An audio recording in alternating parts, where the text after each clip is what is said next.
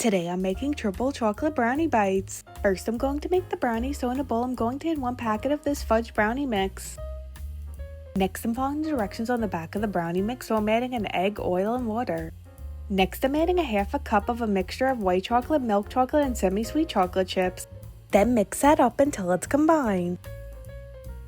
Next I have a greased mini muffin pan. I'm going to add a scoop of the brownie batter into each muffin and bake this at 350 for 10 minutes. While the brownies are baking, I'm going to make the chocolate frosting, so in a bowl I have a half a stick of softened butter. Next I'm going to add 3 tablespoons of cocoa powder. Then add 1 cup of powdered sugar. Next mix that up. Then add 2 tablespoons of heavy cream and mix that up until it's combined.